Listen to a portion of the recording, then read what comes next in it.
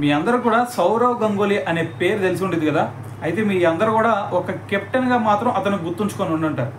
కానీ ఎప్పుడైతే సౌరవ్ గంగూలీ అనే వ్యక్తి ఇండియన్ క్రికెట్ టీంకి ఒక కెప్టెన్గా అయ్యాడో దాని తర్వాత ఇండియన్ క్రికెట్ టీంలో చాలా మార్పులు వచ్చినాయి. అప్పటి వరకు మన వాళ్ళు న్యూజిలాండ్ వెళ్ళినా, ఇంగ్లాండ్ వెళ్ళినా, సౌత్ ఆఫ్రికా వెళ్ళినా, ఆస్ట్రేలియా వెళ్ళినా, లేదంటే శ్రీలంక వెళ్ళినా, ఎక్కడికి వెళ్ళినా సరే వాళ్ళు ఏదన్నా సెలెక్ట్ చేశారంటే నోరు మూసుకొని ఇంటికి వచ్చేవాళ్ళు.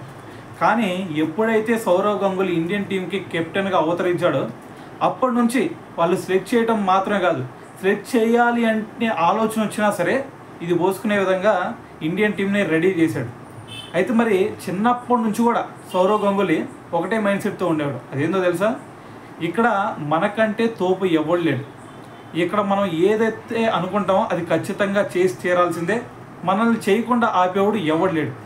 ఎవడైనా సరే మనల్ని కొంచెం వెక్కిరించినా సరే వాడికి ఎట్టి పరిస్థితుల్లో రివెంజ్ ఇచ్చి తీరాల్సిందే అనే మైండ్ సెట్ని ఇండియన్ టీంకి అలవాటు చేసింది ఫస్ట్ టైం ఎవరన్నా ఉన్నారా అంటే అది సౌరవ్ గంగూలీ అనే చెప్పాలి. అయితే ఇప్పుడు మనకి అగ్రెషన్ అంటే ఫస్ట్ గుర్తొచ్చేది విరాట్ కోహ్లీ. కానీ ఈ విరాట్ కోహ్లీ కంటే ముందు ఉంది మన సౌరవ్ గంగూలీ అనే విషయాన్ని కూడా ఎవరూ మర్చిపోవద్దు.